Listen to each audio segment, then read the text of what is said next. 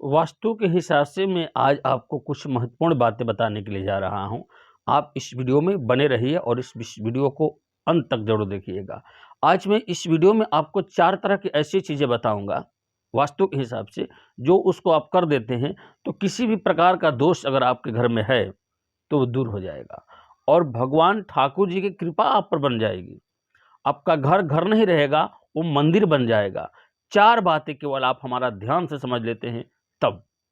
इस वीडियो में मैं आज आपको जो भी बताऊंगा कि आज जो हमारे साथ समस्या दिनचर्या में होती जा रही है, मतलब जैसे हम सो कर जगते हैं, बार बार दिमाग में चिड़चिड़ापन रहता है, टेंशन रहता है, परिवार में कलह रहता है, अशांति रहती है, मन हमेशा उड़ा उड़ा सा रहता है, मन मियाज उजड़ा उजड़ा सा रहता है। आखिर क्यों रहता है?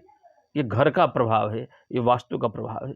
तो आप चिंता ना करें, डराएं मत, घबराएं मत।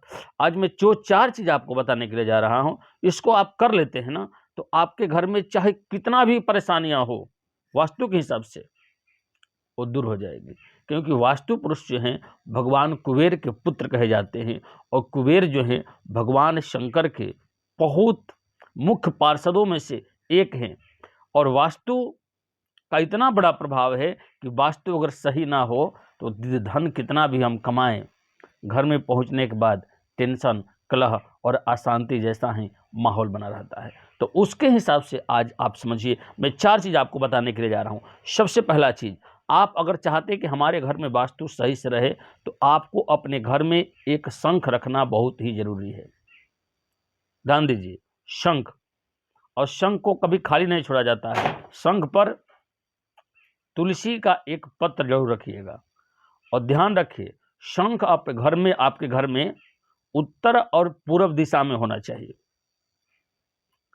दूसरा और सबसे महत्वपूर्ण चीज वास्तु के हिसाब से, आप अपने घर में एक बांस की बांसुरी रखिए।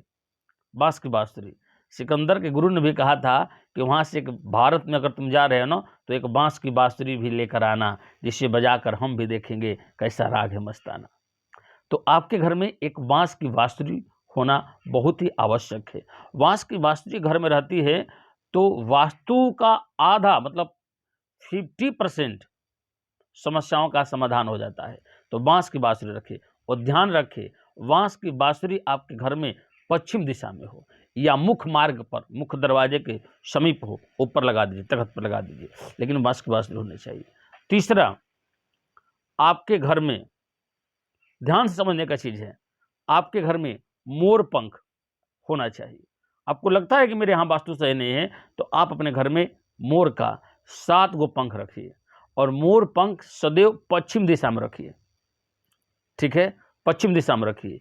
और सबसे महत्वपूर्ण चीज क्या है कि आप अगर ये चीज को कर लेते हैं तो आपके घर में धन्य धान तो आएगा, मन मस्तिष्क भी आपका सही रहेगा और किसी तरह के आप परेशानी में कभी नहीं पड़िएगा। वो क्या है कि आपके घर में चौथा महत्वपूर्ण चीज क्या है कि अखंड दीप, पीतल का जो अखंड दीप है वो होना चाहिए। और शाम के समय उस अखंड दीप में घी लगाकर मुख्य दरवाजे पर दाहिने तरफ जलाइए।